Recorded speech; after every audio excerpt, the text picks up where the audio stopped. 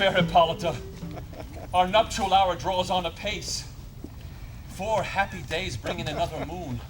But oh, methinks how slow this old moon wanes. She lingers my desires, like to a stepdame or a dowager, long withering out a young man's revenue. 4 days will quickly steep themselves in night. 4 nights will quickly dream away the time, and then the moon, like to a silver bow new bent in heaven, shall behold the night of our solemnities.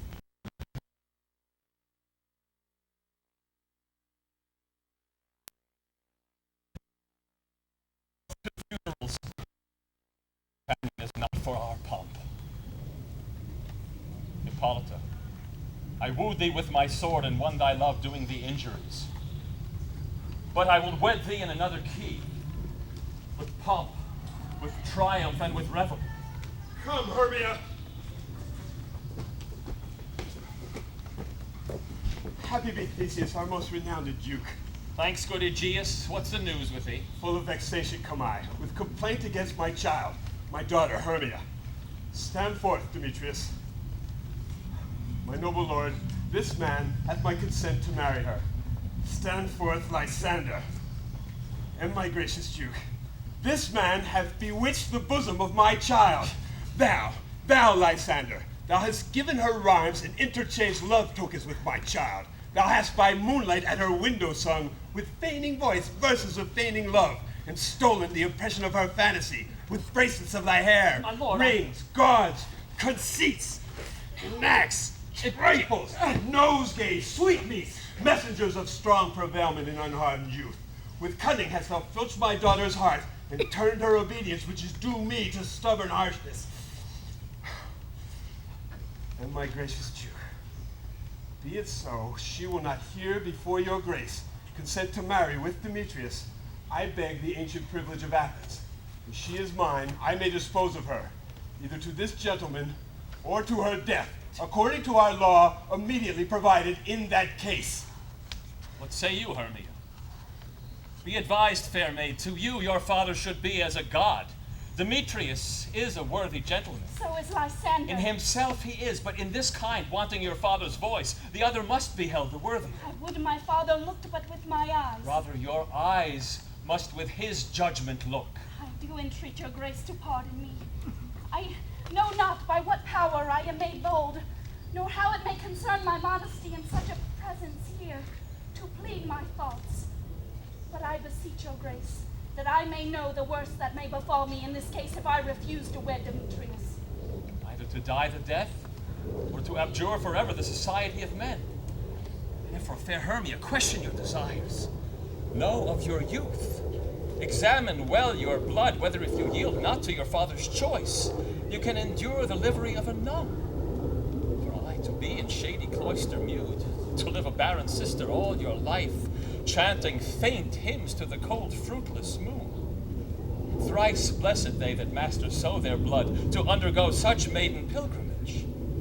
What earthlier happy is the rose distilled than that which withering on the virgin thorn grows, lives, and dies in single blessedness? So will I grow, so live, so die, my lord, ere I will yield my virgin patent up unto his lordship, whose unwished yoke my heart consents not to give sovereignty. Take time to pause, and by the next moon, the sealing date betwixt my love and me, for everlasting bond of fellowship. Upon that day, either prepare to die for disobedience to your father's will, or else to wed Demetrius as he would, or on Diana's altar to protest for aye austerity and single life. Relent, sweet Hermia, and Lysander, yield thy crazed title to my certain right. You have her father's love, Demetrius. Let me have Hermia's. Do you marry him? Scornful Lysander, true he hath my love, and what is mine my love shall render him. And she is mine, and all my rights of her I do estate upon Demetrius. My lord, I am as well derived as he, as well possessed. My love is more than his, my fortunes every way as fairly ranked, if not with vantage, as Demetrius. Which is more than all these boasts can be, I am beloved of beauteous Hermia. Why should not I then prosecute my right? Demetrius, I'll avouch it to his head, made love to Nader's daughter Helena, and won her soul. She, sweet lady dotes, devoutly dotes in idolatry upon this spotted and inconstant man. Must confess I have heard so much, and with Demetrius thought to have spoke thereof. But being over full of self-affairs, my mind did lose it. But Demetrius, come, and come, Aegeus, you shall go with me. I have some private schooling for you both. For you, fair Hermia, look, you arm yourself to fit your fancies to your father's will, or else the law of Athens yields you up, which by no means we may extenuate, either to death or to a vow of single life. Come, my lord, cheer one. Demetrius and Aegeus, come along. I must employ you in some business against our nuptial, and confer with you of something nearly that concerns yourselves. With duty and desire, we follow you.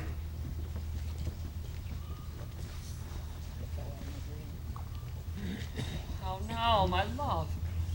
Why is your cheek so pale? How chance the roses there do fade so fast? Belike for want of rain, which I could well beteem them from the tempest of my eyes. I mean, for aught that I could ever read, could ever hear by tale or history.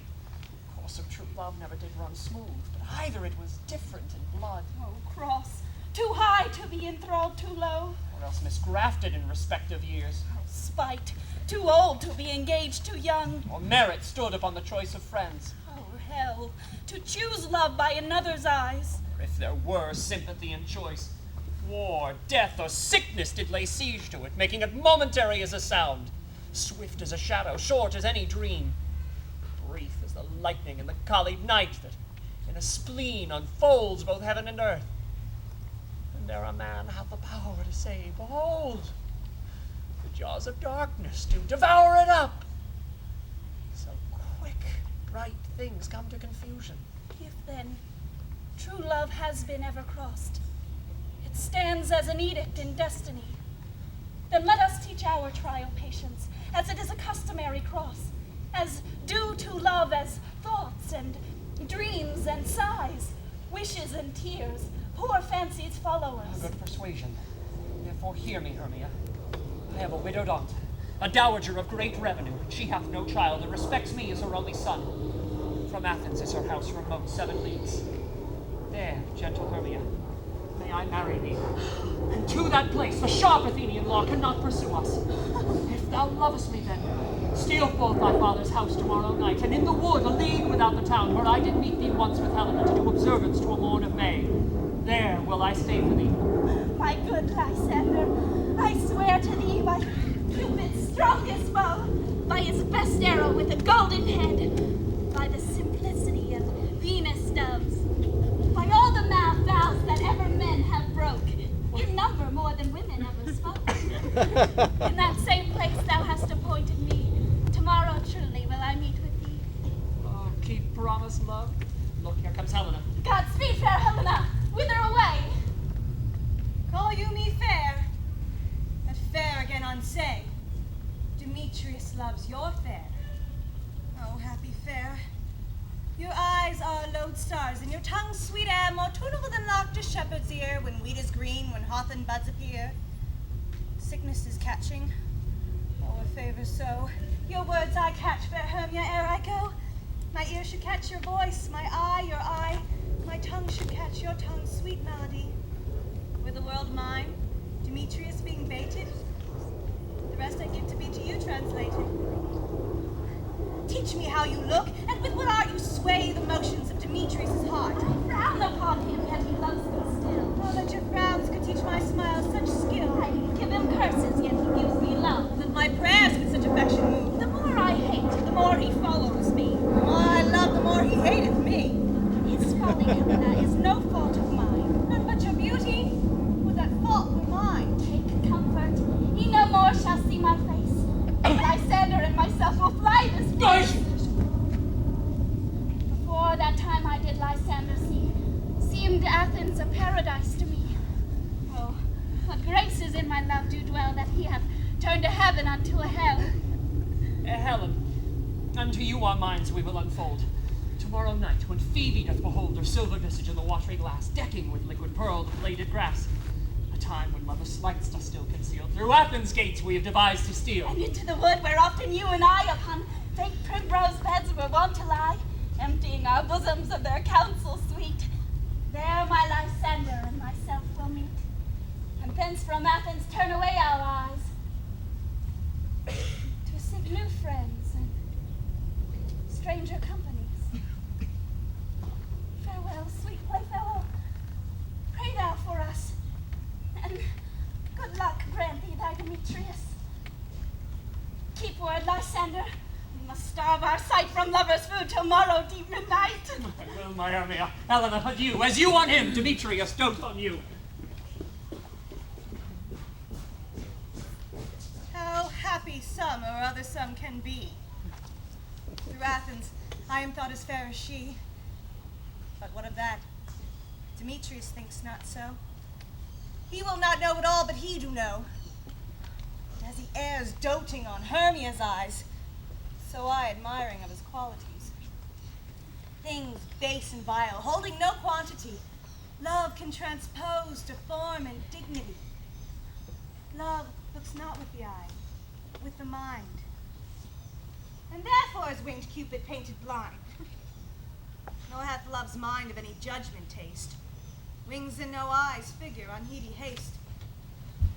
And therefore is love said to be a child, because in choice he is so oft beguiled. As waggish boys in game themselves forswear, so the boy love is perjured everywhere. For ere Demetrius looked on Hermia's eyne, he held down oaths that he was only mine. When these hails some heat from Hermia felt, so he dissolved, showers of oaths did melt. I will go tell him of fair Hermia's flight, then to the wood will he tomorrow night pursue her. And for this intelligence, if I have thanks, it is a dear expense. But herein mean I to enrich my pain, to have his sight thither and back again.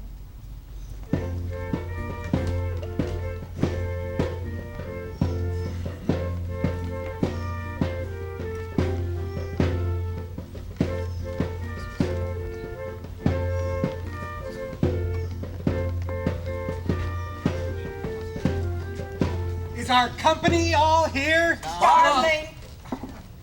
You were best to call them generally, man by man, according to the script. Here is the scroll of every man's name who is thought fit through all Athens to play in our interlude before the Duke and the Duchess on his wedding day at night. First, good Peter Quince, say what the play treats on, then read the names of the actors, and so grow to a point. Mary, our play is the most lamentable comedy and most cruel death of Pyramus and Thisbe. A very good piece of work, I assure you, and Mary. Now, good Peter Quince, call forth your actors by the scroll. Masters, spread yourselves. Answer as I call you. Nick Bottom the Weaver. Ready. Name what part I am for and proceed. You, Nick Bottom, are set down for Pyramus. What is Pyramus? A lover or a tyrant? A lover. That killed himself most gallant for love. That will ask some tears in the true performing of it. If I do it, let the audience look to their eyes. I will move stones. I will condole in some measure. To the rest. Yet my chief humor is for a tyrant. I could play Heracles rarely, or a part to tear a cat in, to make all split. The raging rocks and shivering sharks did break the locks of prison gates, and Phibiscar did shine from far, and make and mar the foolish fates. This was lofty. Now, name the rest of the players. Francis Flute the bellows mender. Here, Peter Quince. Flute, you must take Thisbe on you. What is Thisbe, a wandering knight? Nay, it is the lady that Pyramus must love. Hey! Let me not play a woman. Have a beard coming. That's all one. You shall play it in a mask, and you may speak as small as you will. Ooh, And I may hide my face. Let me play Thisbe, too. I'll speak in a monstrous little voice. Thisbe? Thisbe. Thisbe. Thisbe! Oh, Pyramus dear, my lover dear, my Thisbe dear, and lady dear. No. No. You must play Pyramus, and flute you Thisbe. Well, proceed. Robin Starveling the tailor. Here, Peter Quinn. Robin Starveling, you must play Thisbe's mother. Tom Snout the tinker. Here, Peter Quince. You Pyramus's father, myself Thisbe's father, Snug the joiner, you the lion's part, and I hope here is a play well fitted. Have you the lion's part written? If it be, give it me, for I'm slow of study. You may do it extempore, for it is nothing but roaring. Oh, let me play the lion, too. I will roar. Any man's heart good to hear me. I will roar so that the Duke will say, let him roar again. Let him roar again. And you would do it too terribly. You would fright the Duchess and the ladies that they would shriek, and that were enough to hang us all. That would hang us. Every mother's son. I grant you, friends, if we were to fright the ladies out of their wits, they would have no discretion but to hang us. But I will aggravate my voice so that I will roar you as gently as any sucking dove. I will roar you into any nightingale.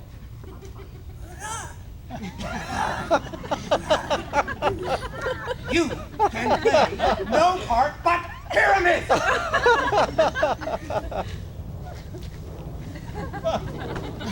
For Pyramus is a sweet-faced man, a most proper man as one shall see on a summer's day, a most lovely, gentlemanlike man. Therefore, you must needs play Pyramus.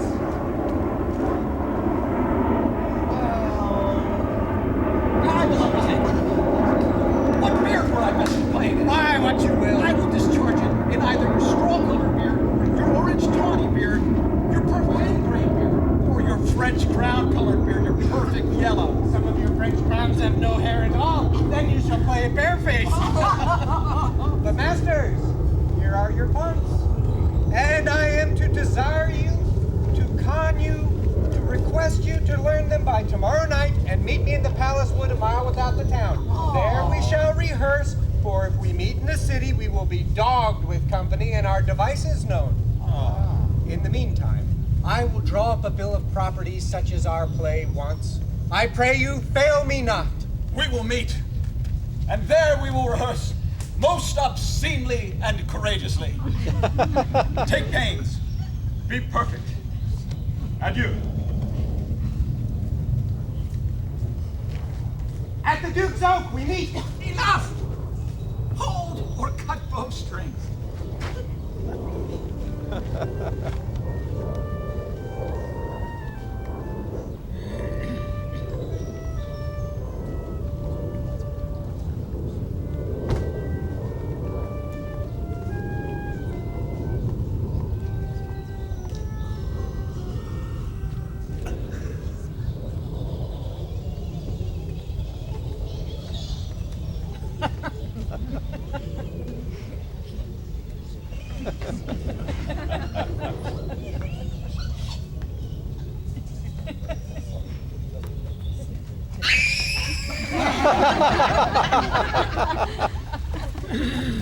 How now, spirits? Whither wander you? Over hill, over dale, through brush, through briar, over park, over pale, through flood, through fire. We wander everywhere, swift the moon sphere. And we serve the fairy queen, to do her orbs upon the green. The cowslips tall, her pensioners be, and now go cut spots, you see. Those be rubies, fairy favors, in those freckles live their savors. We must go seek some dewdrops here, and hang a pearl in every cowslip spear. Farewell, thou lawless spirits, we'll be gone. Our queen and all her elves come here anon. The king doth keep his revels here tonight. Take heed the queen come not within his sight, for Oberon is passing fell in wrath, because that she as her attendant hath a lovely child stolen from an Indian king. She never had so sweet a changeling. And jealous Oberon would have the child knight of his train to trace the forest wild. But she perforce withholds the loved boy, crowns him with flowers and makes him all her joy. And now, They never meet in grove or green, by fountain clear or spangled starlight sheen, but they do swear, so that all their elves for fear creep into acorn cups and hide them there. Either I mistake your shape in making quite, or else you are the shrewd and knavish sprite called Robin Goodfellow. Are you not he that frights the maidens of the villagery, mislead night wanderers laughing at their harm, and those that have goblin call you and sweet pup? You do their work, and they shall have the luck. Are you not he? Thou speaks aright. I am that merry wanderer of the night. I jest to Oberon and make him smile when I a fat and bean-fed horse beguile, neighing in likeness of a filly foal. And sometimes lurk I in a gossip's bowl, in very likeness of a roasted crab. And when she drinks, against her lips I bob, and on her withered dewlap pour the ale. Oh, but make room, fairies, here comes Oberon. It's here, my mistress. Would that he were gone. Ill met by moonlight, proud Titania. What? Jealous Oberon? Fairy, skip hence. I have forsworn his bed and company. Tarry, rash wanton! Am not I thy lord? Then I must be thy lady. But I know when thou hast stolen away from fairyland, and in the shape of Corin sat all day, playing on pipes of corn and nursing love to amorous Philida. Why art thou here? Come from the farthest steppe of India, but that forsooth, the bouncing Amazon, your buskined mistress and your warrior love to Theseus must be wedded, and you come to give their bed joy and prosperity. How canst thou thus for shame, Titania, glance at my credit with Hippolyta, knowing I know thy love to Theseus? These are the forgeries of jealousy, and never since the middle summer spring met we on hill, in dale, forest, or mead, by paved fountain or by rushy brook, or in the beach and margin of the sea to dance our ringlets to the whistling wind, but with thy brawls thou hast disturbed our sport. My brawls? Therefore the wind, piping to us in vain, as in revenge, has sucked up from the sea contagious fogs, which falling in the land hath every pelting river made so proud that they have overborne their continents. The ox hath therefore stretched his yoke in vain. The plowman lost his sweat, and the green corn hath rotted ere his youth attained a beard. The fold stands empty in the drowned field, and crows are fatted on the Murraean flock. The 9 men's morris is filled up with mud, and the quaint mazes in the wanton green for lack of tread are undistinguishable. The human mortals want their winter cheer.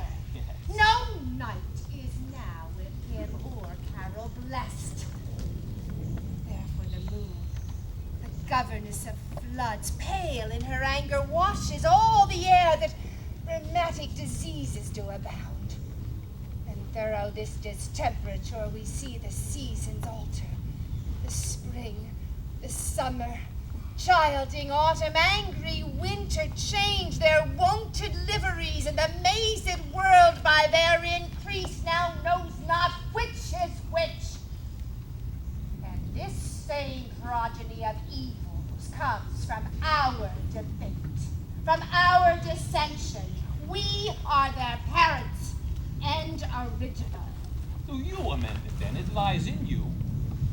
Why should Titania cross her Oberon? I do but beg a little changeling boy to be my henchman. Set your heart at rest. The fairyland buys not the child of me.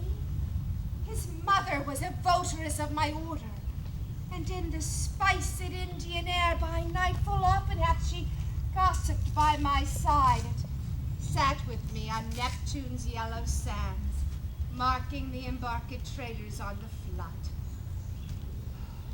But she, being mortal of that boy, did die, and for her sake do I rear up her boy, and for her sake I will not part with him. How long within this wood intend you to stay?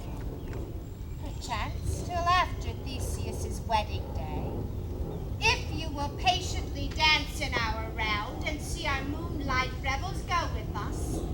If not, shun me, and I will spare your haunts. Give me that boy, and I will go with thee. Not for thy fairy kingdom. Fairies, away! We shall chide downright if I longer stay. Well, go thy way. Thou shalt not from this grove till I torment thee for this injury. My gentle puck, come hither. Thou rememberest since once I sat upon a promontory. That very time I saw what thou couldst not, flying between the cold moon and the earth, Cupid all armed.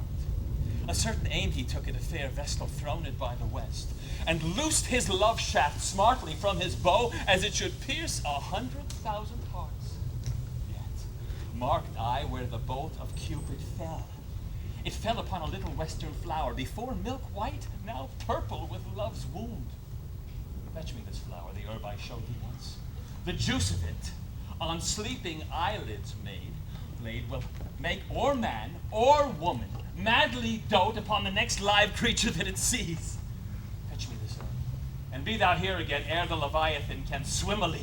I'll put a girdle round about the earth in 40 minutes. Having once this juice, I'll watch Titania when she is asleep and drop the liquor of it in her eyes. The next thing then she waking looks upon, be it on lion or bear, on wolf or on bull, on meddling monkey or on busy ape, she shall pursue it with the soul of love. And ere I take this charm from off her sight, as I can take it with another herb, I'll make her render up her page to me. Demetrius! But who comes here? I am invisible and will overhear their conference. Demetrius! Oh, I love thee not, therefore pursue me not. Where is Lysander and fair Hermia? The one I will slay, the other slayeth me. Thou toldst me they were stolen into this wood, so here I am, wood within this wood, because I cannot meet my Hermia. Hence, get thee gone, follow me no more. You draw me, you hard-hearted adamant, and yet you draw not iron, for my heart is true as steel. Leave you your power to draw, and I shall have no power to follow you. Do I entice you? Do I speak you fair? Or rather, do I not, in plainest truth, tell you I do not, nor I cannot love you? And even for that do I love you the more. I am your spaniel, and Demetrius, the more you beat me, I will fawn on you. Use me but as your spaniel. Spurn me, strike me, neglect me, lose me. Only give me leave, unworthy as I am, to follow you. Tempt not too much the hatred of my spirit, for I am sick when I do look on thee. And I am sick when I look not on you. You do impeach your modesty too much. To leave the city and commit yourself into the hands of one that loves you not. To trust the opportunity of night, the ill counsel of a desert place, with the rich worth of your virginity. Your virtue is my privilege, for that it is not night when I do see your face. Therefore I think I am not in the night. Nor doth this world's of company, for you and my respect are all the world. Then how can it be said I am alone when all the world is here to look on me? I will run from thee and hide me in the brakes, and leave thee to the mercy of wild beasts. Oh, the wildest hath not such a heart as you. Run when you will, the story shall be changed. Apollo flies and Daphne holds the chase. I will not say thy questions. Let me go! Oh! Or if thou follow, do not believe, but I will do thee mischief in the woods. I, in the temple, in the town, the field, you do me mischief. I, Demetrius, your wrongs do set a scandal on my sex. We cannot fight for love as men may do. We should be wooed, and we're not made to woo.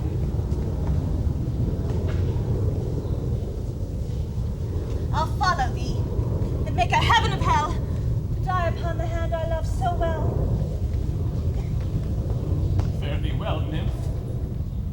Ere he do leave this grove, thou shalt fly him, and he shall seek thy love. Welcome, wanderer. Hast thou the flower there? Aye, there it is. I pray thee give it me. I know a bank where the wild thyme blows, where oxlips and the nodding violets grow quite over-canopied with luscious woodbine. with sweet musk roses and with eglantine.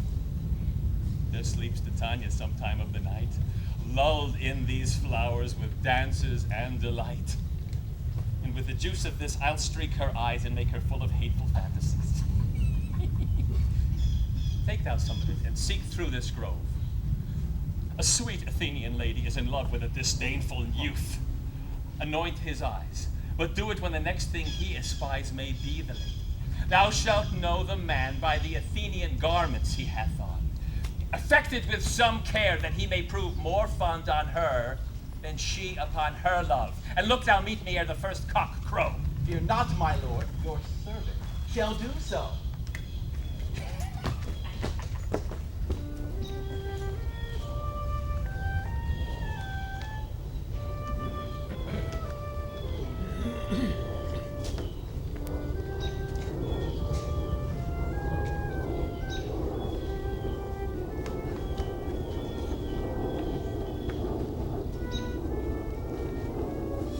Come now, a roundel and a merry song. Then for the third part a minute hence, some to kill cankers on the musk rose buds, some were with the rare mice for their leathern wings to make my small elves' coats, and some keep back the clamorous owl that nightly hoots and wonders at our quaint spirits. Sing me now to sleep, then to your offices, and let me rest.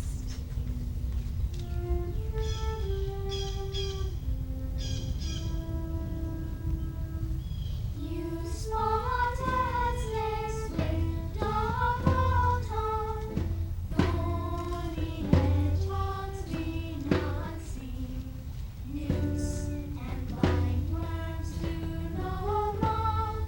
Come not near our very green. Weaving spiders come not here, hence you long-legged spinners hence. Eagles that approach not near, come nor sail you long nights. Till all melody, singing our sweet lullaby. Never harm nor spell nor charm, come a lovely lady now. La la la la la la la la la la la. La la la la la la la la. La la la la la la la.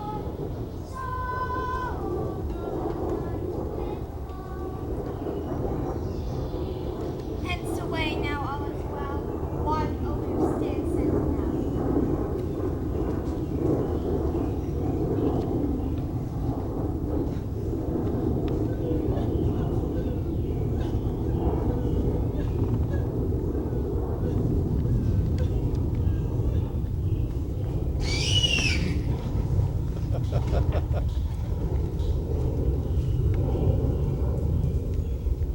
What thou seest when thou dost wake, do it for thy true love take. Be it ounce or cat or bear, hard or boar with bristled hair, in thy eye that shall appear when thou awakest, it is thy dear. Wake when some vile thing is near.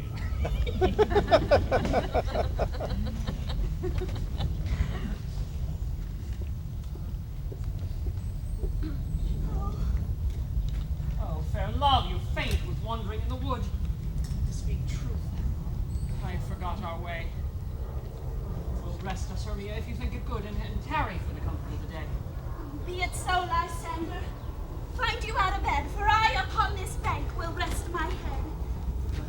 One turf shall serve as pillow for us both. One part, one bed, two bosoms, one troth. Nay, good Lysander, for my sake, my dear, lie further off. Do not lie so near. Take the sin, sweet of my innocence. Love takes the meaning of love's conference.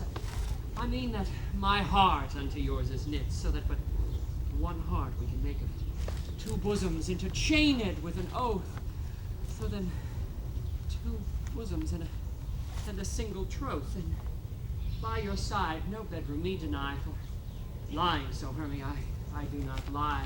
Lysander riddles very prettily. Now much beshrew my manners and my pride if Hermia meant to say Lysander lied. But, gentle friend, for love and courtesy, lie further off, in humane modesty. Such a separation, as well may be said, becomes a virtuous bachelor and a maid. So far be distant, and good night, sweet friend. Thy love ne'er alter till thy sweet life end. Amen. To that fair prayer say I, and life when I end loyalty. Here is my bed. Sleep. Give thee all his rest. With half that wish, the wishes eyes be pressed. Through the forest have I gone, but Athenian found I none on whose eyes I might approve this flower's force and stirring love. Night and silence. But who is here? Weeds of Athens he doth wear. This is he, my master said, despiseth the Athenian maid. And hear the maiden sleeping sound on dank and dirty ground. Churl, upon thy eyes I do throw all the power this charm doth owe. When thou wakest, let love forbid, sleep his seat on thy eyelid. So, awake when I am gone, for I must now to Oberon.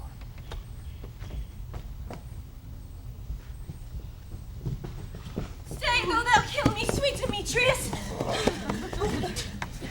I charge thee, hence, and do not haunt me thus. Wilt thou, darkling, leave me? Do not so. Stay. On my peril, I alone will go.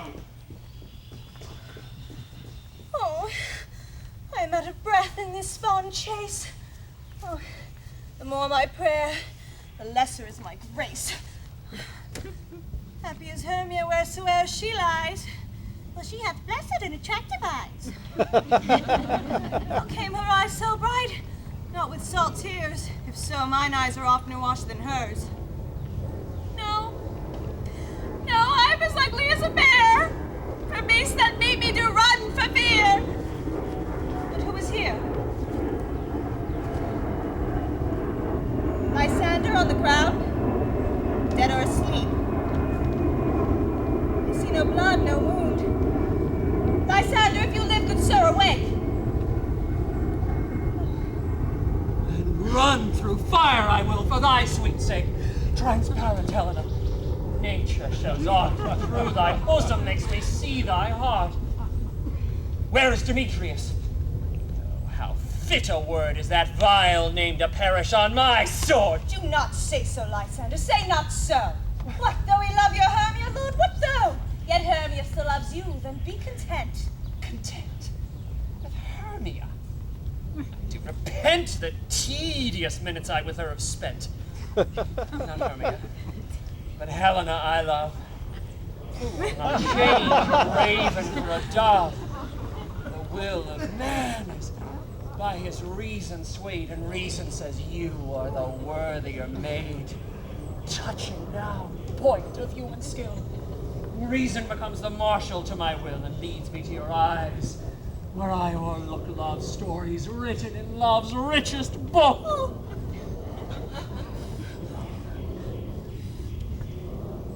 Wherefore was I to this keen mockery born? When at your hand did I deserve this scorn? Is it not enough? Is it not enough, young man, that I never did know, nor never can deserve a sweet look from Demetrius' eye, but you must flout my insufficiency? Oh, well, you do me wrong. Good sooth you do in such disdainful manner me to woo. But fare you well. Forth, I must confess, I thought you, Lord, with more true gentleness. Oh, that a lady of one man refuse should of another therefore be abused. No, Helena, if you're not... She sees not Hermia. Hermia, sleep thou there. And never mayest thou come Lysander near. And all my powers, address your love and might to honor Helen and to be her knight. Help me, Lysander, help me! Do thy best to pluck this crawling serpent from my breast! Ay me, for pity! What a dream was here! Lysander, look how I do quake with fear! I thought the serpent ate my heart away, and you sat smiling at his cruel prey. Lysander? What? You moved? Lysander! Lord! What, out of hearing gone? No sound. No word? Alack, where are you? Speak, and if you hear, speak of all loves! I swoon almost with fear. No? Then I well perceive you are not nigh. Either death or you, I'll find immediately.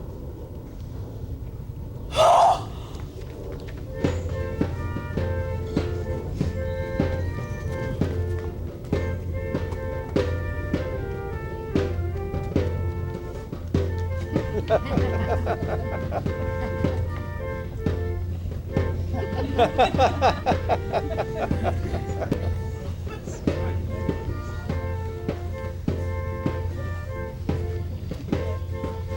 we all met?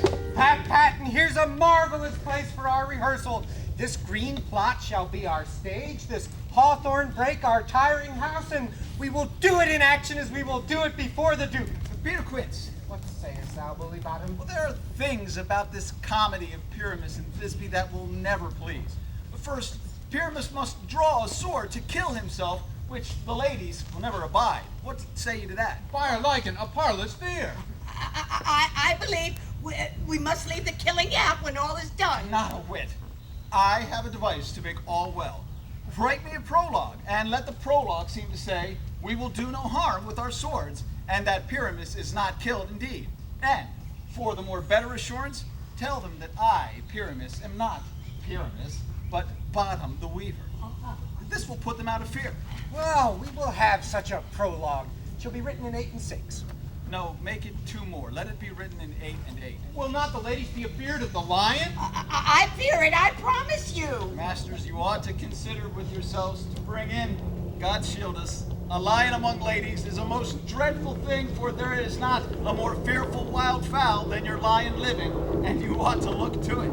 Therefore, another prologue must tell that he is not a lion. Nay, you must show his face.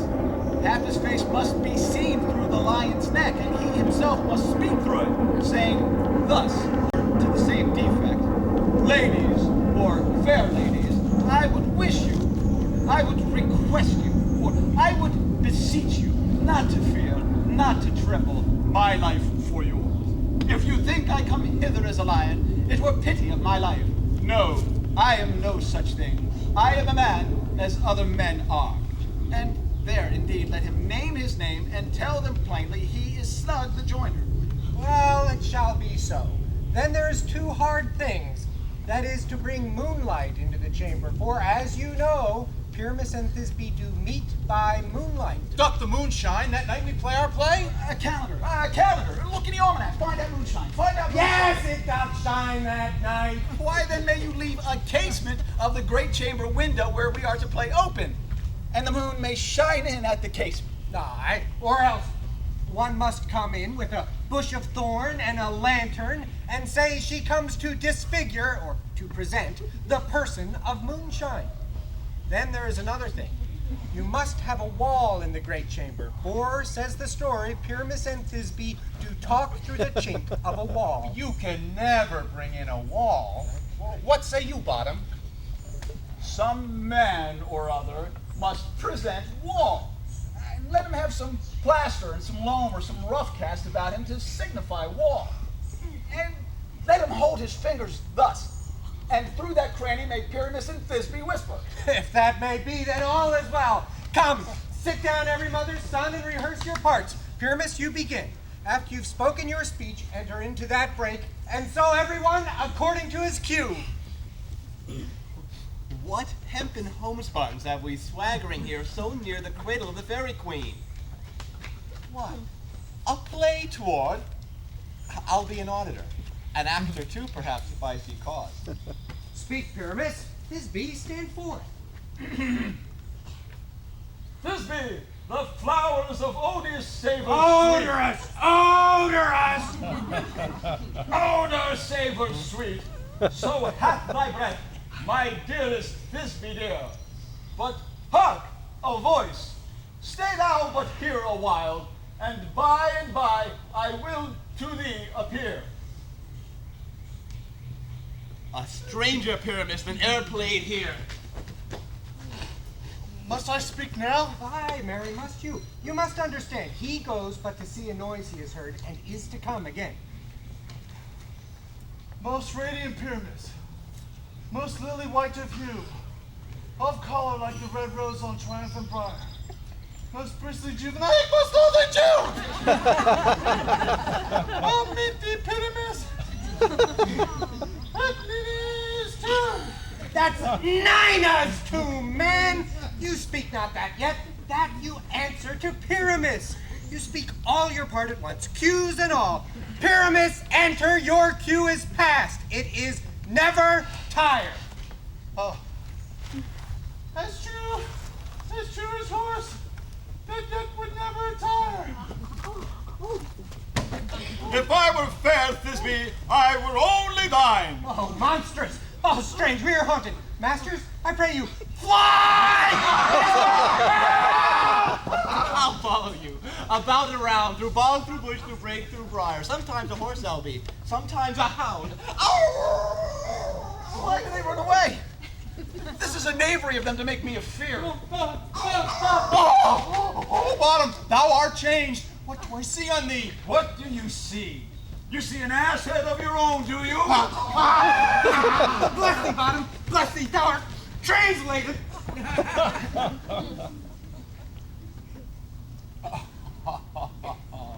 I see their knavery. This is to make an ass of me, to fright me if they could. But I will not move from this place, do what they may.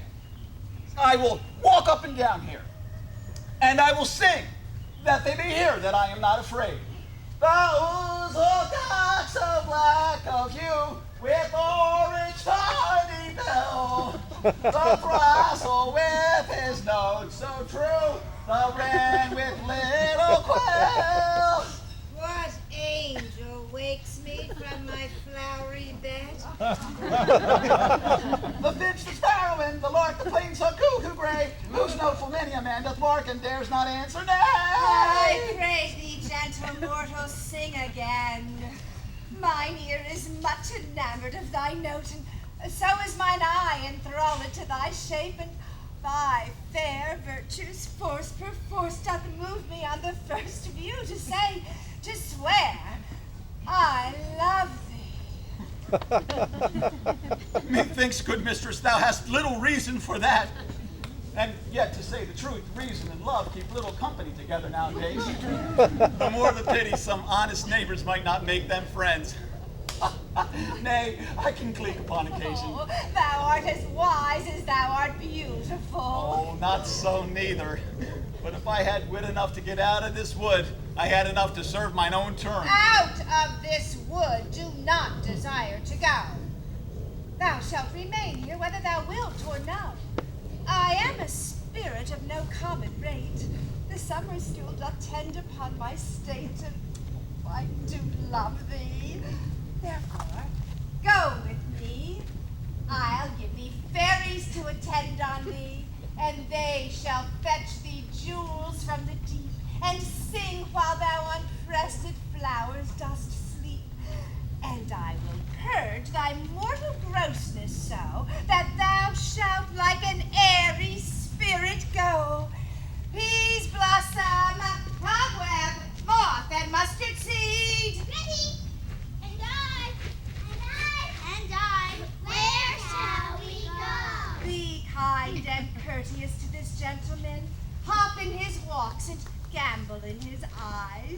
feed him with apricots and dewberries, with purple grapes, green figs, and mulberries.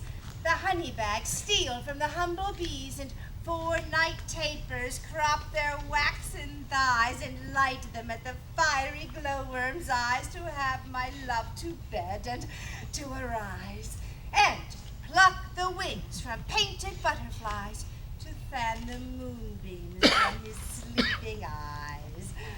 Nod to him, elves, and do him courtesies. Hail, mortal! Hail! Hail! Hail! I cry thy worship's mercy heartily. I beseech your worship's name. Cobweb! I shall desire more acquaintance of you, good Master Cobweb. If I cut my finger, I shall make bold with you. Your name, honest gentleman. Peas Blossom! I pray you commend me to Mistress Squash, your mother, and Master Peascod, your father. I shall desire you of more acquaintance, good Master Peas Blossom. Your name, I beseech you, sir. Mustard Seed! Good Master Mustard Seed, I know your patience well. I promise you your kindred hath made my eyes water ere now. I desire more acquaintance of you, good Master Mustard Seed. Come, wait upon him, lead him to my bower. The moon, methinks, looks with a watery eye, and when she weeps, weeps every little flower, lamenting some enforced chastity. Tie up my love's tongue, bring him silently.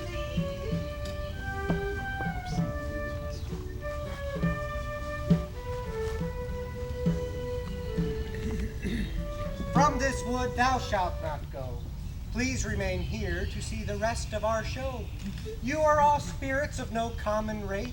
The summer still doth tend upon thy state, and we do love thee. Therefore, enjoy this intermission knee.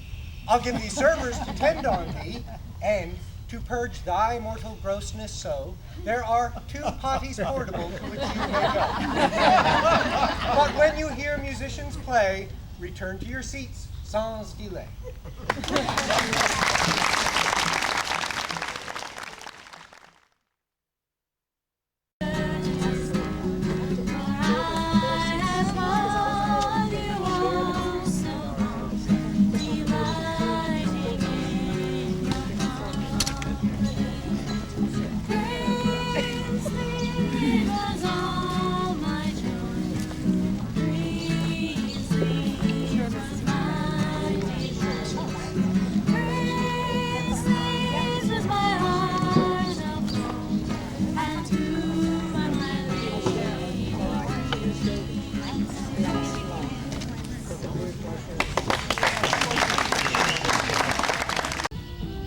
If Titania be awaked, then what it was that next came in her eye, which she must dote on in extremity.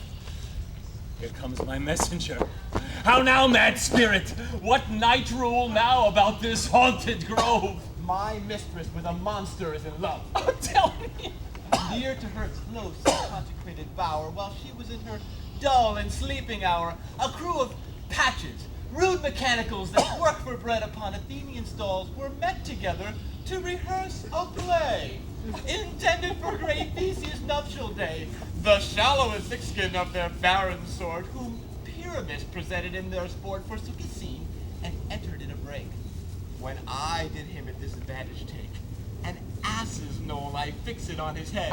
Anon, his Thisbe must be answered, and forth my mimic comes, when they him spy, so at his sight, away his fellows fly.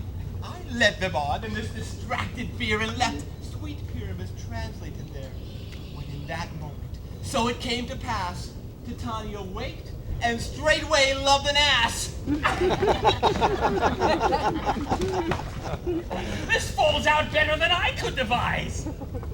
What, hast thou yet latched the Athenians' eyes with a love juice, as I did bid thee do? I took him sleeping, that is finished too, and the Athenian woman by his side, so that when he wakes, of course he must be I. Stand close.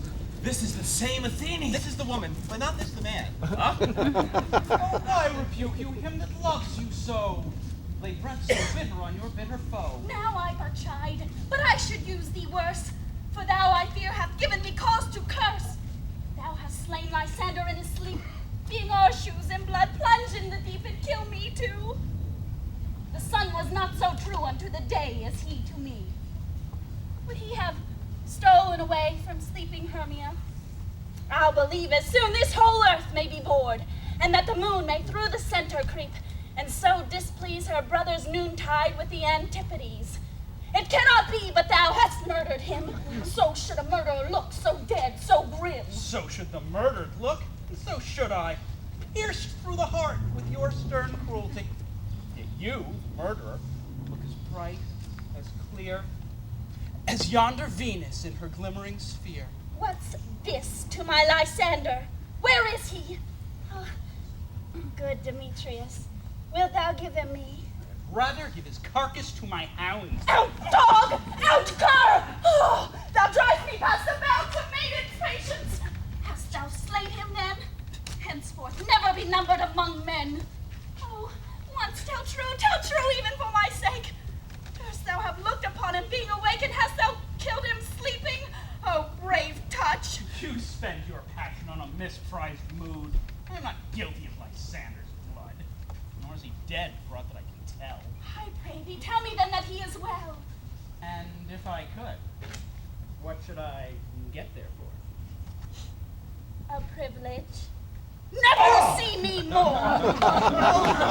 And from thy hated presence fly I so. No! See me no more, whether he be dead or no!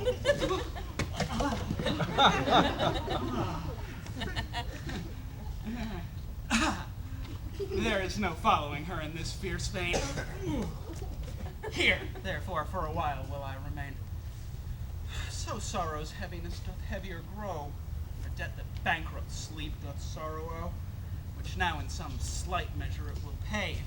For his tender here I make some stay. What hast thou done? Thou hast mistaken quite! And laid the love juice on some true love sight. Of thy misprison must perforce ensue some true love turned, and not a false turn true. About the wood go swifter than the wind, and Helena of Athens look thou find. All fancy sick she is, and pale of cheer, with sighs of love that cost the fresh blood dear. By some illusion see thou bring her here. I'll charm his eyes against she do appear. I go, look how I go, swifter than arrow from the Tartar's bow. Flower of this purple dye, hit with Cupid's archer, sink in apple of his eye. When his love he doth espy, let her shine as gloriously as the Venus of the sky. When thou wakest, if she be by, beg of her for remedy. Captain of our fairy band, Helena is here at hand, and the youth mistook by me, pleading for a lover's fee. Shall we their fond pageant see? Lord, what fools these mortals be! Stand aside. The noise they make will cause Demetrius to awake. Then will two at once woo one. That must needs be sport alone, and those things do best please me that befall preposterously. Why should you think that I should woo and scorn? Scorn and derision never come in tears.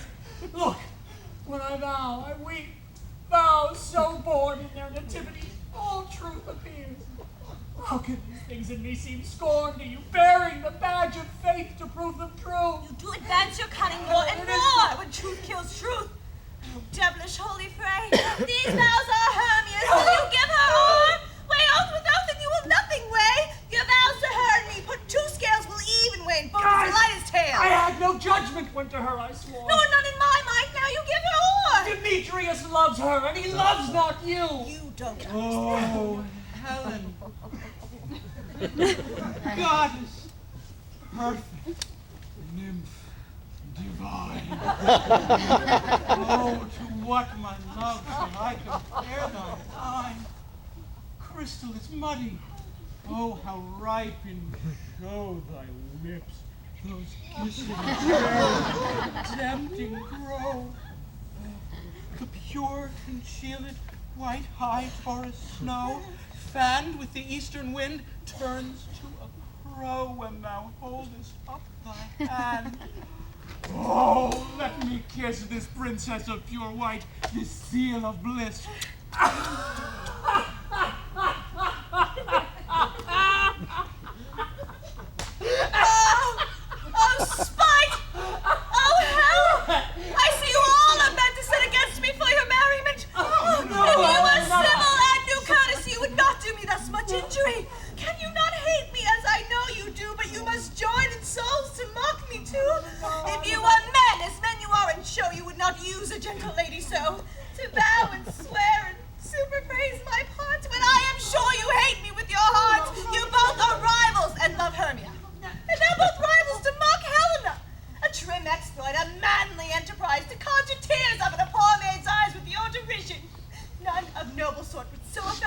affection and extort a poor soul's patience ought to make you sport. You are unkind, Demetrius. Be not so. For you love Hermia, this you know I know. Here, with all goodwill, with all my heart, in Hermia's love I yield you up my part and yours of Helena. To me, the queen whom I will love and will do till my death. Never did mockers waste more idle breath. Lysander, keep thy Hermia. I will not. If ever I loved her, all that love is gone. My heart to her but has guessed why sojourn. And now to Helen it is full return, there to remain. Helen, it is not so! Disparage not the fate thou dost not know, lest to thy peril ever my dear. Here, look, where thy love comes from. Yonder is thine. Thou art not like thine eye, Lysander Cloud. I'm here, I think, and brought me to thy sound. Why unkindly didst thou leave me so? Why should he stay whom love doth press to go? What love could press Lysander from my side? Oh, Lysander's love that would not let him bide. Fair Helena, more in gilds the night than all yon fiery O's and eyes of light. Why seekest thou me? Could not this make thee know that hate I bear thee make me leave thee so? You speak not as you think. It cannot be. She is one of this confederacy. Now I perceive they have conjoined all three to fashion this false sport in spite of me. Injurious Hermia, most ungrateful maid, have you conspired? Have you with these contrived to bait me with this foul derision? Is all the counsel we two have shared, the sisters' vows, the hours we have spent when we have chid the hasty-footed time for parting us, oh, is all quite forgot? Little school days, friendship, childhood, innocence?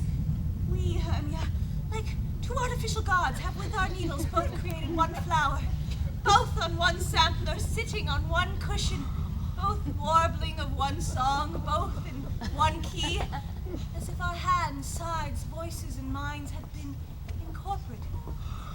So we grew together, like to a double cherry, seeming parted, but yet an union in partition.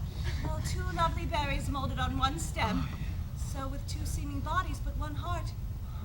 And will you rend this ancient love asunder to join with men in scorning your poor friend? It is not friendly, 'tis not maidenly. Our sex as well as I may chide you for it, though I alone do feel the injury. I am amazed at your passionate words.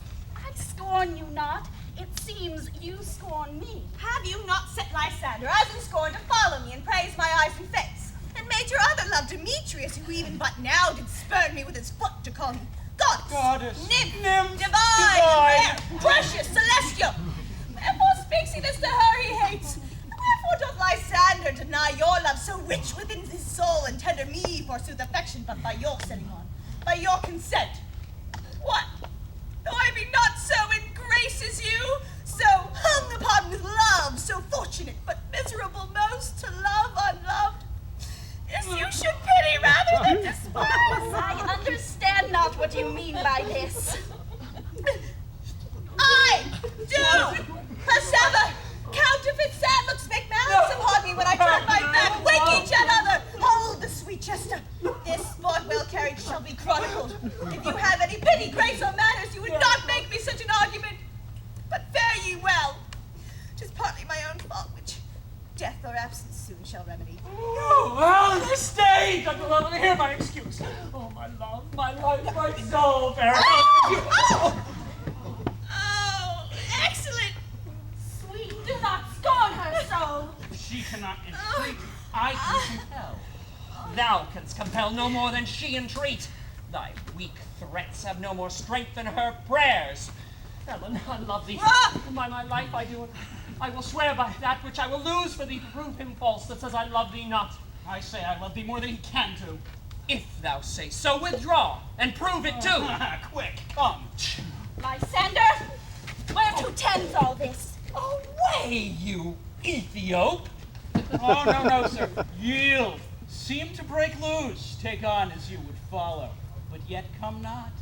You are a tame man. Go. Hang off, thou cat! Now, burr!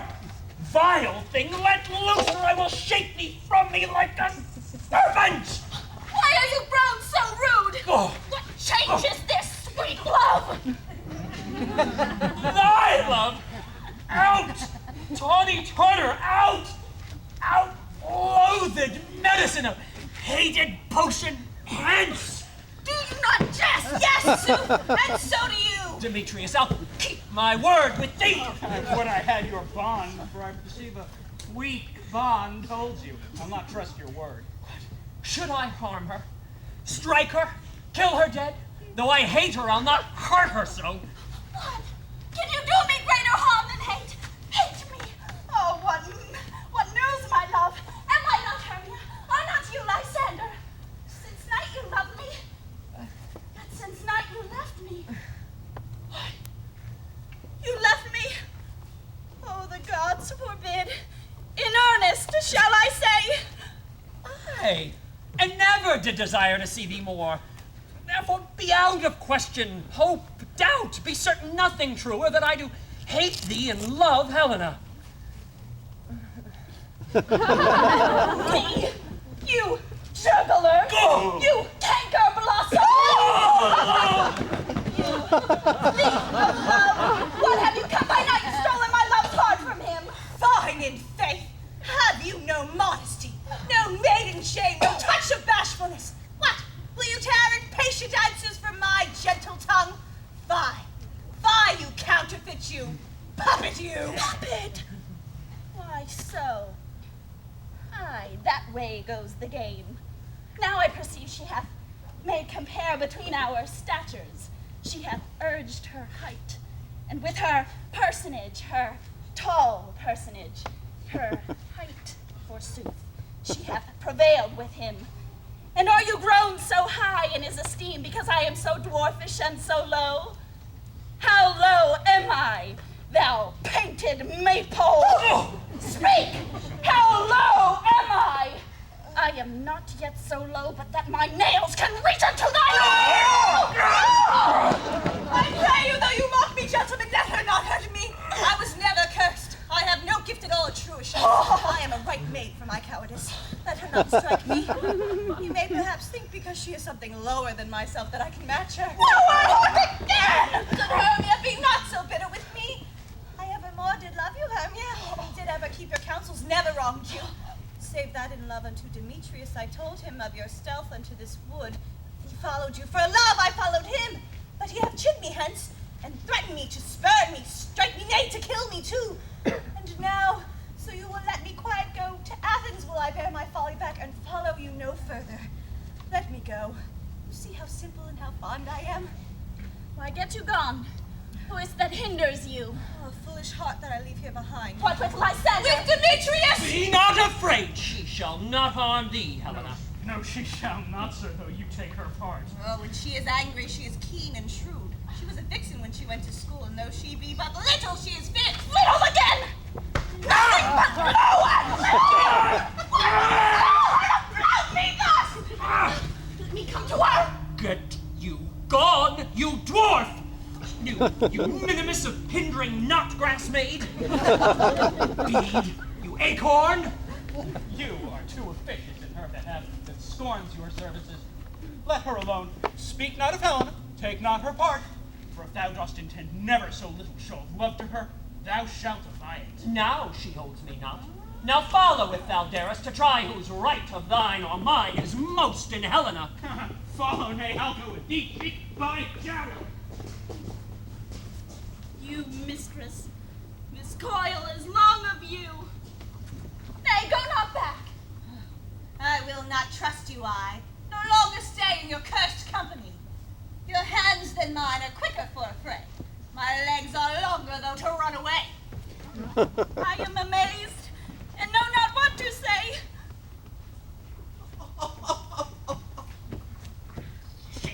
This is thy negligence. No mistakes. Or else commit thy knaveries willfully. Believe me, King of Shadows, I mistook. Did not you tell me I should know the man by the Athenian garments he had on? And thus far blameless proves mine enterprise, for I have anointed an Athenian's eyes. And thus far am I glad it did so sort, for this their jangling I esteem a sport. Thou seest these lovers seek a place to fight. I therefore, Robin, overcast the night, and lead these testy rivals so astray, as one come not within the other's way, till o'er their brows death counterfeiting sleep with leaden legs and batty wings doth creep. Then crush this herb into Lysander's eye, whose liquor hath this virtuous property, to take from thence all error with his might, and make his eyeballs roll with wonted sight. When they next wake, all this derision shall seem a dream and fruitless vision. Then back to Athens shall the lovers wend, with league whose date till death shall never end. Whiles I thee in this affair do employ, I'll to my queen and beg her Indian boy. And then I will her charmed eye release from monsters' view, and all things shall be peace. My fairy lord, this must be done with haste, for night's swift dragons cut the clouds full fast, and yonder shines Aurora's harbinger, at whose approach ghosts, wandering here and there, troop home to churchyards, damned spirits all. But we are spirits of another sort. I with the morning's love have oft made sport. But notwithstanding, haste, make no delay. We may effect this business yet ere day. Up and down, I shall lead them up and down. I am feared in field and town. Goblin, lead them up and down. Here comes one. Where art thou, proud Demetrius? Speak thou now! Here, villain, drawn and ready, where art thou? Oh, I'll be with thee straight! Follow me then, to play the ground.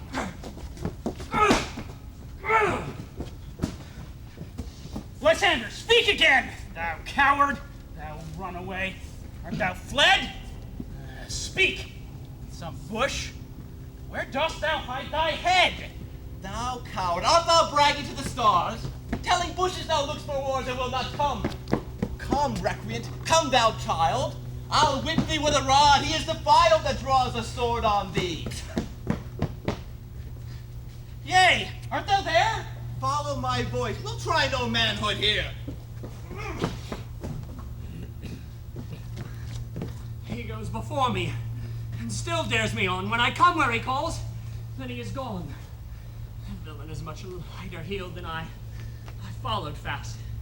Faster he did fly, but fallen am I in dark, uneven way. Oh, and here will rest me. Come, gentle day, for if but once thou show me thy grey light, I'll find Demetrius, and revenge this spite. Ho, ho, ho, coward, why comest thou not? Well, abide me if thou darest, for well I wot thou runst from me, shifting every place, and will not stand nor look me in the face. Where art thou now? Come hither, I am here. Nay? Oh, then thou mock'st me. Thou shalt buy this dear, if ever I thy face by daylight see. Now go thy way. Faintness constraineth me to measure out my length on this cold bed. By day's approach, look, be visited. Oh, weary night. Oh, long and tedious night. Abate thy hours. Shine comforts from the east that I may back to Athens by daylight leaves that my poor company detest. Oh, and sleep that sometimes shuts up sorrow's eye. Steal me a while from mine own company. Yet but three? Come one more. Two of both kinds make up four. Here she comes, cursed and sad. Cupid is a knavish lad, thus to make poor females mad. Never so weary, never so in woe, dabbled in the dew and torn with the briars. I can no further crawl, no further go. My legs can keep no pace with my desires. Here will I rest me till the break of day. Heavens, shield Lysander if they mean a fray. On the ground sleep sound. I'll apply, gentle lover, to your eye, remedy.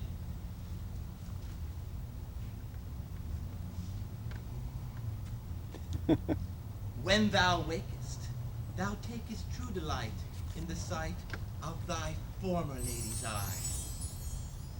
And the country proverb knows that every man shall have his own, in your waking shall be shown. Jack shall have Jill, naught shall go ill. The man shall have his mare again, and all shall be well.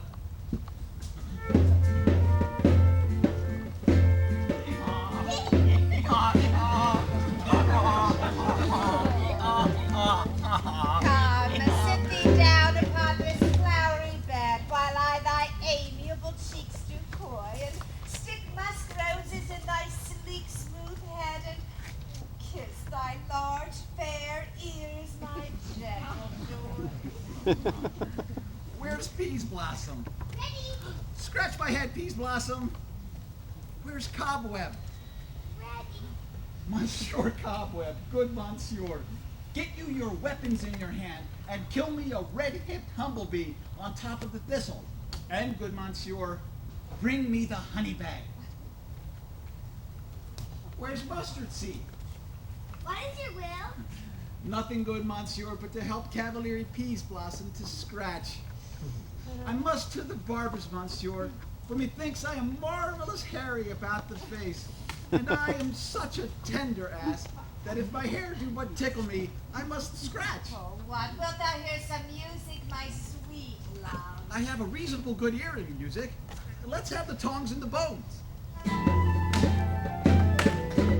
Or say, sweet love, what thou desirest to eat. Truly, a peck of provender. I could munch your good dry oats. Methinks I have a strong desire to a bottle of hay. Good hay, sweet hay, hath no fellow. I have a venturous fairy that shall seek the squirrel's hoard and fetch thee off new nuts. I had rather have a handful or two of dried peas. But I pray you, let none of your people stir me. I have an exposition of sleep come upon me. Sleep thou, and I will wind thee in my arms. Fairies, be gone, and be always away. So doth the woodbine the sweet honeysuckle gently entwist. The female ivy so enrings the barky fingers of the elm.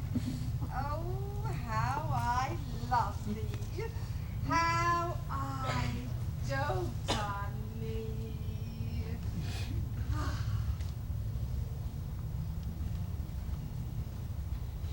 Welcome, good Robin. Seest thou this sweet sight? Her dotage now I do begin to pity, for meeting her of late behind the wood, seeking sweet favors for this hateful fool, I did upbraid her and fall out with her. For she his hairy temples then had rounded with coronet of fresh and fragrant flowers.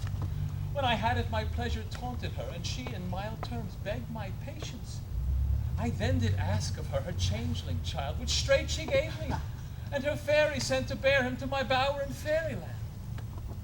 Now I have the boy. I will undo this hateful imperfection of her eyes. And gentle Puck, take this transformed scalp from off the head of this Athenian swain, that waking when the other do, may all back to Athens again repair.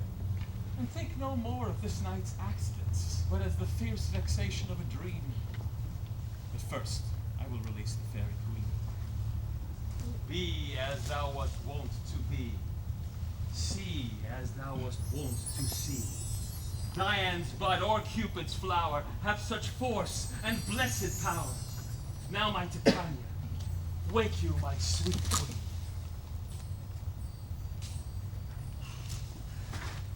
My Oberon, what visions have I seen? Methought I was enamored of an ass. There lies your love. How came these things to pass? Oh, how mine eyes do loathe his visage now. Silence a while. Robin, take off this head. Titania, music call, and strike more dead than common sleep of all these five the sense. Oh, music, ho. Music such as charmeth sleep. Now, my queen, take hands with me and rock the ground whereon these sleepers be. Now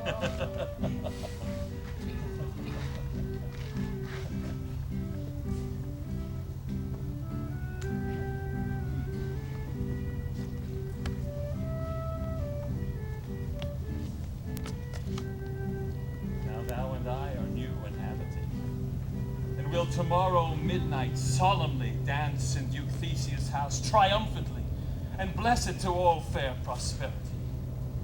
There shall the pairs of faithful lovers be wedded with Theseus, all in jollity. My very lord, attend and mark. I do hear the morning lark. Then, my queen, in silence sad, trip we after night's shade. We the globe can compass soon, swifter than the wandering moon. Come, my lord, and in our flight, tell me how it came this night that I, sleeping here, was found with these mortals on the ground.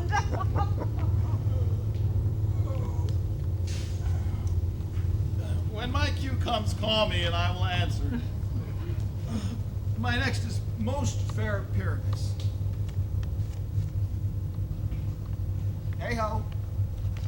Peter Quince. Flute the bellows mender. Snout the tinker.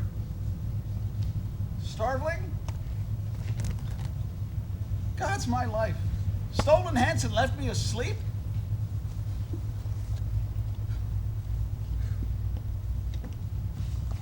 I have had the most rare vision. I have had a dream past the wit of man to say what dream it was. Man is but an ass if you go about to expound this dream. Methought I was... There's no man can tell what. Methought I was... And methought I had... But man is but a patched fool if he will offer to say what methought I had. The eye of man hath not heard, the ear of man hath not seen. Man's hand is not able to taste, his tongue to conceive, nor his heart to report what my dream was. I will get Peter Quince to write a ballad of my dream. It shall be called Bottom's Dream, because it hath no bottom. And I will sing it in the latter part of the play before the Duke. Peradventure, to make it the more gracious, I shall sing it at her death.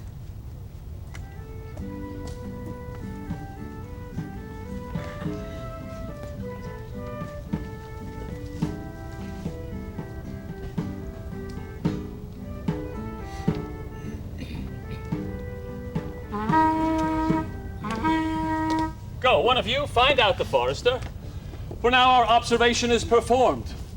And since we have the vanguard of the day, my love shall hear the music of my hounds. We will, fair queen, up to the mountain's top, and mark the musical confusion of hounds and echo in conjunction. I was with Hercules and Cadmus once, when in a wood of Crete they bayed the bear with hounds of Sparta. Never did I hear such gallant chiding. For besides the groves, the skies, the fountains, every region near seemed all one mutual cry. I never heard so musical a discord, such sweet thunder. My hounds are bred out of the Spartan kind, so fluid, so sanded, and their heads are hung with ears that sweep away the morning dew. My lord! But soft! What nymphs are these? My lord, this is my daughter here asleep. This is Lysander. This Demetrius is. This Helena. Old Nader's Helena. I wonder if they're all being here together. No doubt they rose up early to observe the rite of May. Hearing our intent, came here in grace of our solemnity. But speak, Aegeus, is not this the day that Hermia should give answer of her choice? It is, my lord. Good morrow, friends. St. Valentine is past. Begin these woodbirds but to couple now. Pardon, my lord. I pray you all, stand up. I know you two are rival enemies. How comes this gentle concord in the world, that hatred is so far from jealousy to sleep by hate, and fear no enmity? My lord, I shall reply amazedly, half sleep, half waking. But as yet I swear I cannot truly say how I came here.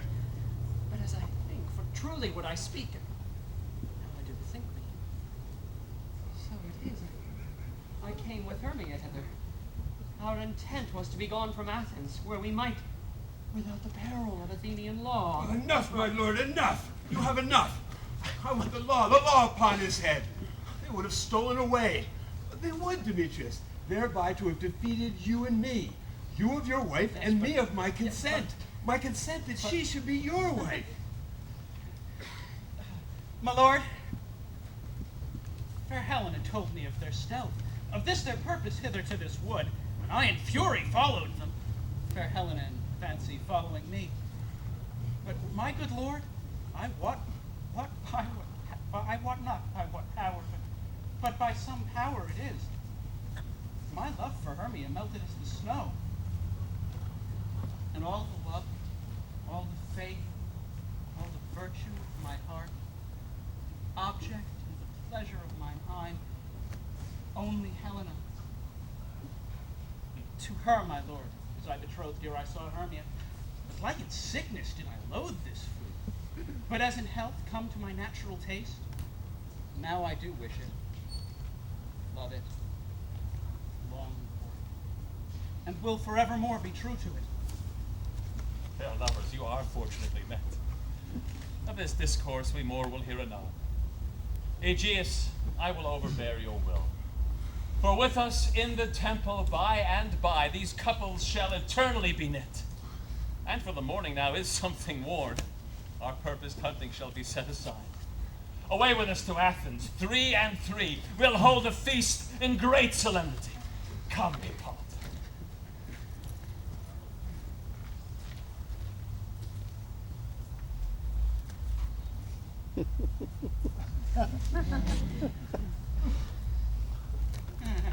These things seem small and undistinguishable, like far-off mountains turning into clouds. Thinks I see things with a parted eye when everything seems double. So methinks. And I found Demetrius like a jewel, mine own and not mine own. It seems to me that yet we sleep, we dream. Does it not seem to you that the Duke was here and bid us follow him? Yea, and my father. And Hippolyta. And did bid us follow to the temple. Well, then we are awake. Let's follow them.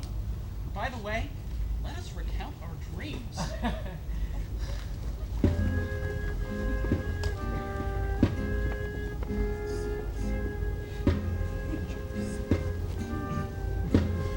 Have you sent to Bottom's house? Is he come home yet?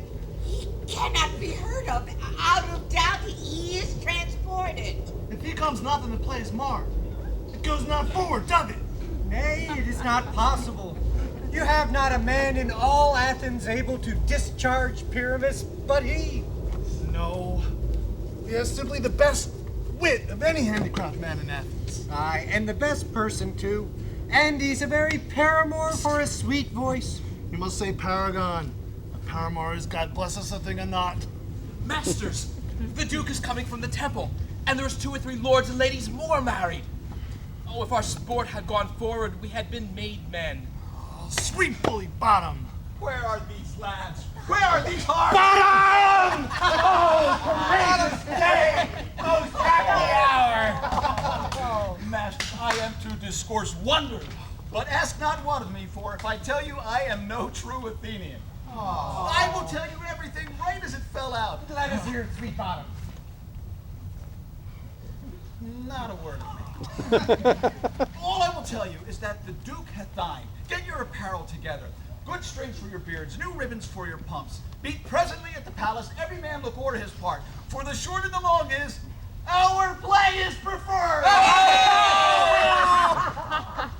In any case, let Thisbe have clean linen.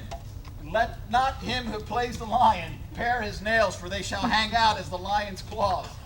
And, most dear actors, eat no onions nor garlic. For we are to utter sweet breath, and I have no doubt but to hear them say, it is a sweet comedy. My Well, is it- prologue, no more words. Away. Go. Away.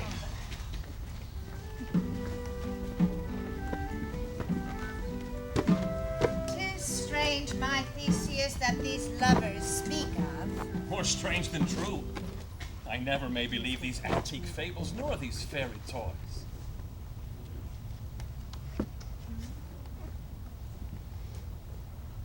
Lovers and madmen have such seething brains, such shaping fantasies that apprehend more than cool reason ever comprehends. The lunatic, the lover, and the poet are of imagination all compact. One sees more devils than vast hell can hold. That is the madman. The lover, all is frantic, sees Helen's beauty in a brow of Egypt. The poet's eye, in a fine frenzy rolling, doth glance from heaven to earth, from earth to heaven, and as imagination bodies forth the forms of things unknown, the poet's pen turns them to shapes and gives to airy nothing a local habitation and a name. Such tricks hath strong imagination, that if it would but apprehend some joy, it comprehend some bringer of that joy. Or in the night, imagining some fear, how easy is a bush supposed to bear? But all the story of the night told over, and all their minds transfigured so together, more witness it than fancy's images, and grows to something of great constancy. But howsoever strange and admirable.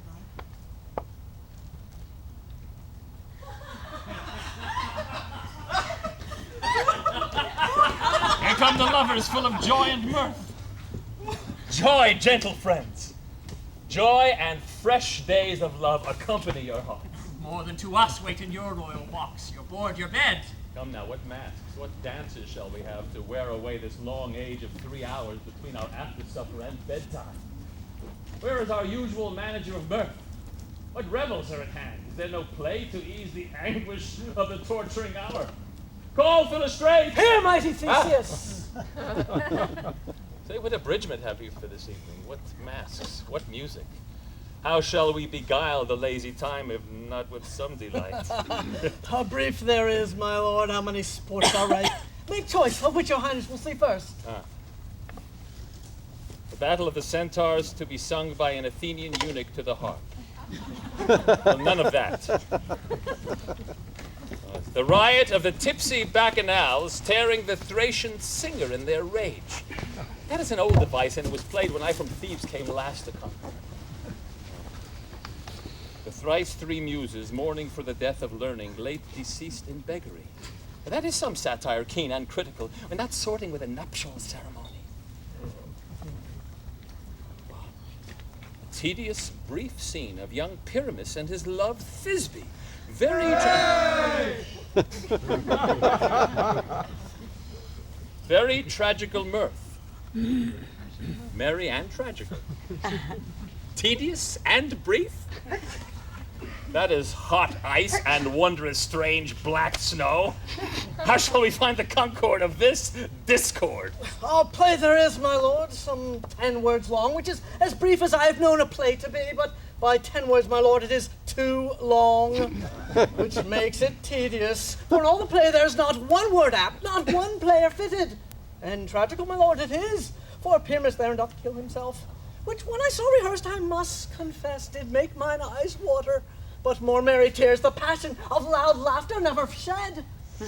What have they that do play it? Hard-handed men that live in Athens here that never labored in their minds until now. And now have toiled their unbreathed memories with the same play against your nuptial. And we will hear it. No, my noble lord, it is not for you. I have heard this over, and it is nothing in this world. I will hear that play, for never anything can be amiss when simpleness and duty tender it. Go bring them in, and take your places, ladies. I love not to see wretchedness o'ercharged and duty in his service perishing. My gentle sweet, you shall see no such thing. He says they can do nothing in this kind. The kind are we to give them thanks for nothing. Our sport shall be to take what they mistake, and what poor duty cannot do, noble respect takes it in might, not merit. So, please your grace, the prologue is addressed. Let him approach.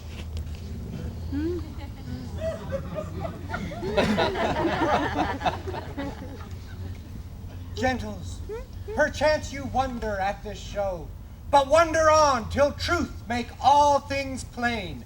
This man is Pyramus, if you would know. This beauteous lady, Thisbe, certain. This man with lime and rough present wall, that vile wall that did these lovers sunder, and through whose chink poor souls they were content to whisper, at the which let no man wonder. This dam with lantern, dog, and bush of thorn present moonshine. For if you would know, by moonshine did these lovers think no scorn to meet at Nina's tomb. At Nina's tomb, there to woo this grizzled beast, which lion hight by name, the trusty Thisbe coming first by night, did scare away, or rather did affright. And as she fled, her mantle she did fall, which lion with vile and bloody mouth did stain. Anon comes Pyramus, sweet youth and tall, and finding his trusty Thisbe's mantle slain, whereat with bloody, blameful blade, he bravely broached his boiling bloody breast, and Thisbe tearing in mulberry shade his dagger drew and died.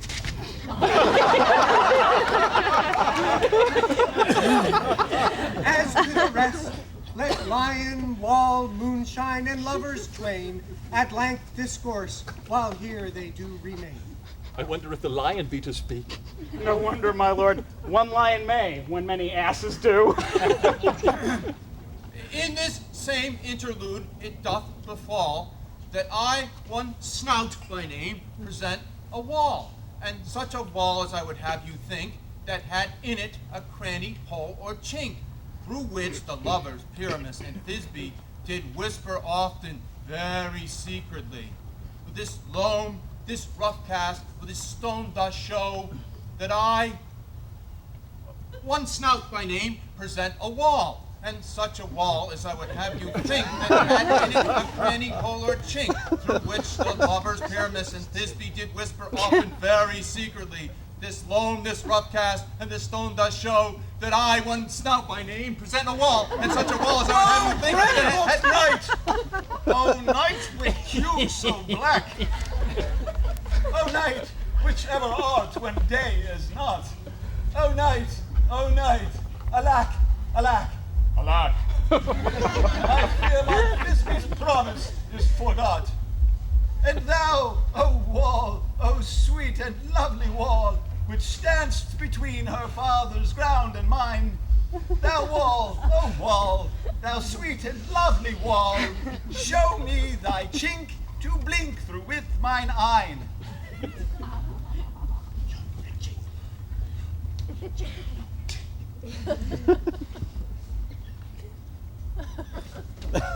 Thanks, courteous wall. Jove shield thee well for this. But what see I? No Thisbe do I see. O wicked wall, through whom I see no bliss, cursed be thy stones for thus deceiving me. The wall, methinks, being sensible, should curse again. No, sir, he should not. Deceiving me is Thisbe's cue. She is to enter now, and I am to spy her through the chink in the wall. You shall see. It shall fall pat, as I have told you. Yonder she comes. Often has I heard my man's foreboding that the Pyramus in me, thy cherry lips have often kissed thy stones with my men hand in me.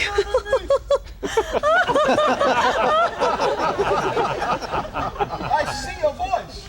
Now will I to the chink to spy, and I can hear my Thisbe's face.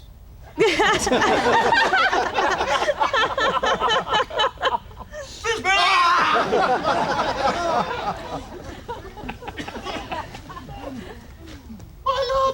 My love, I think.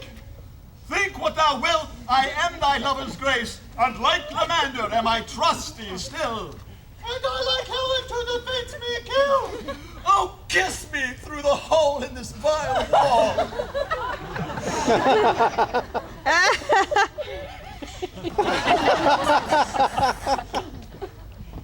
I kiss the walls, hold not your lips at all. Wilt thou at Nina's tomb? Nina's tomb. Meet me straightway. Time My death, I come without delay.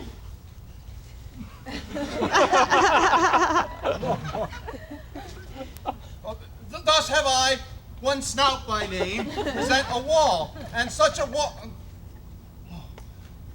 Thus have I, wall, my part discharged so, and being done, thus wall, away doth go. This is the silliest stuff that ever I heard.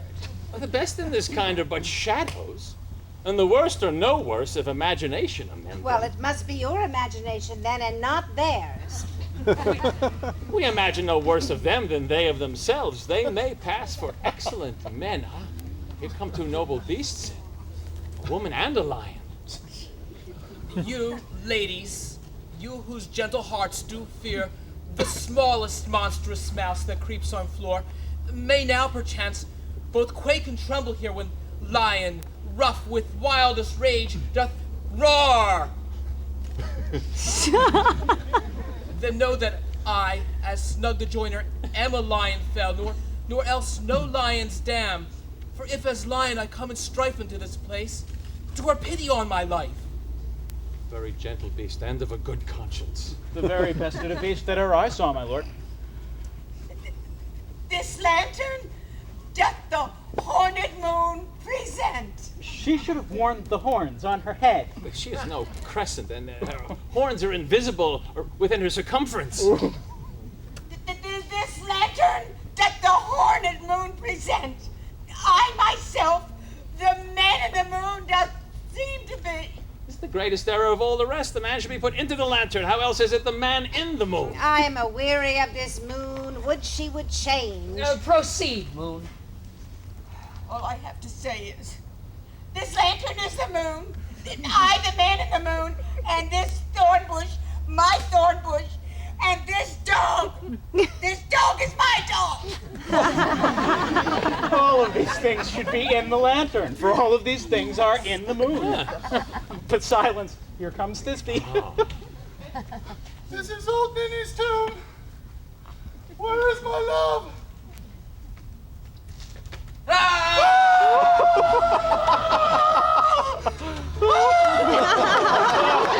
Well roared, lion. Well run, Thisbe. Well shown, moon. Truly the moon shines with a good grace. Well moused, lion. Sweet moon, I thank thee for thy sunny beams.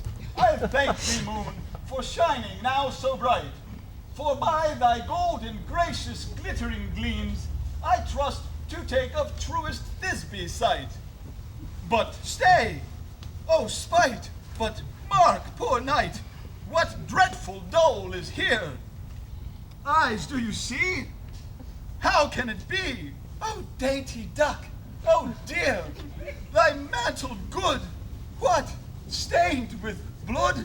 Approach, ye furies fell. Come, fates, come, come, cut thread and thrum, quail, crush, conclude, and quell. Beshrew my heart, but I pity the man.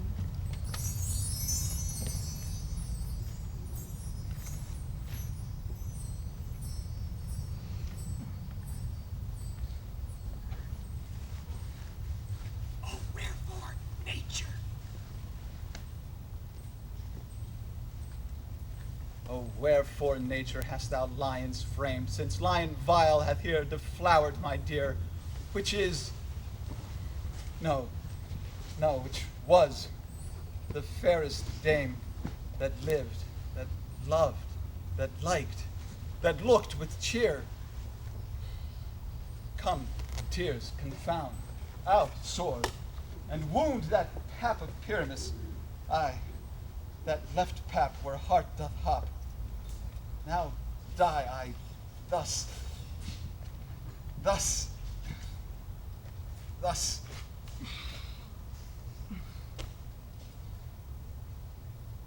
Now am I dead. Now am I fled. My soul is in the sky. Tongue, lose thy light. Moon, take thy flight. Now, die. Die. How chance moonshine is gone before Thisbe comes back and finds her lover? Well, she will find him by starlight. Here she comes, and her passion ends the play. Look, she hath spied him already with those sweet eyes. Asleep, my love, what dead, my dove? Oh, pity miss her eyes. Oh!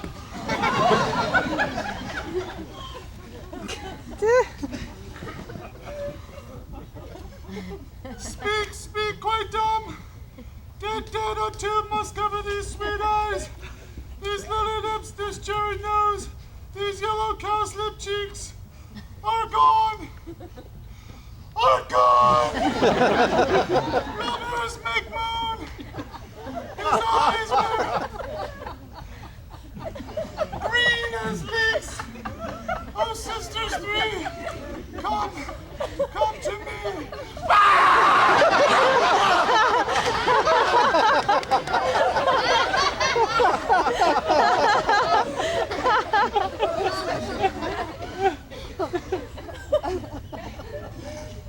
With hands as proud lay them in chorus since you have shorn with shoes and threads of silk.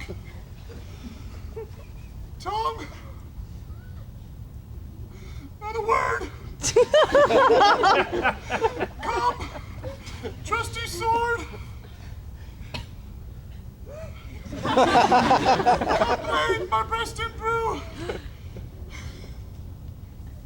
And farewell, friends. Thus is me. Ends.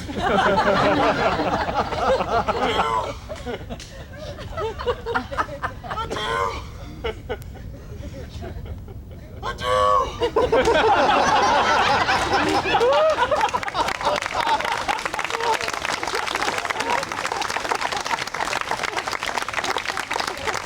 Moonshine and lion are left to bury the dead. Aye, and wall too.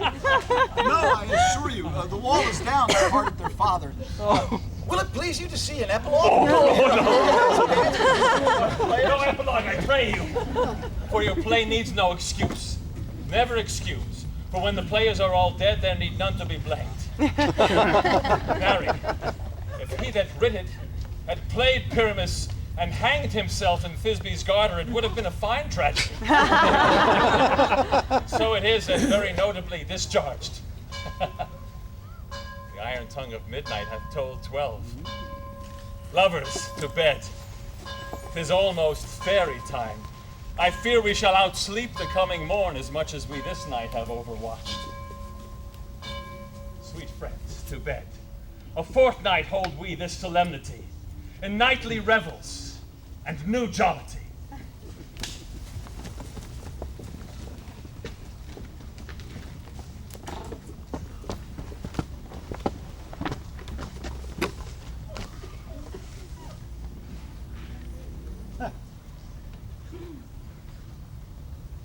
Now the hungry lion roars, and the wolf behowls the moon, whilst the heavy plowman snores, all with weary task fordone. Now the wasted brands do glow, while the screech owl, screeching low, quits the wretch that lies in woe in remembrance of a shroud. Now it is the time of night, that the graves all gaping wide, every one lets forth his sprite in the churchway paths to glide. And we fairies, that do run by the triple Hecate's team from the presence of the sun, following darkness like a dream, now are frolic. Not a mouse shall disturb this hallowed house.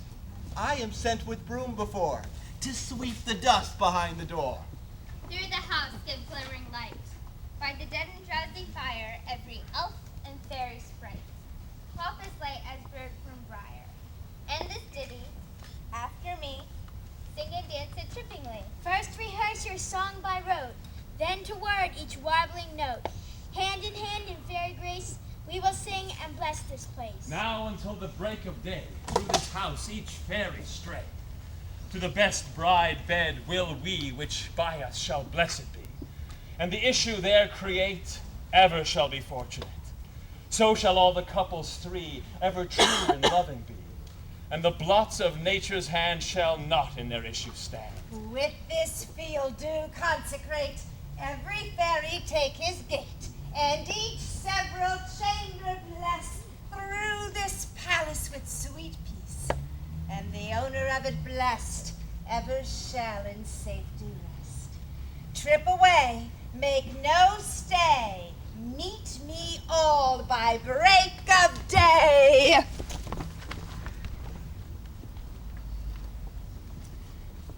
If we shadows have offended, think but this, and all is mended. That you have but slumbered here while these visions did appear. And this weak and idle theme, no more yielding but a dream. Gentles, do not reprehend. If you pardon, we will mend. And as I am an honest Puck, if we have unearned luck now to scape the serpent's tongue, we shall make amends ere long. Else the Puck a liar call. So, good night unto you all.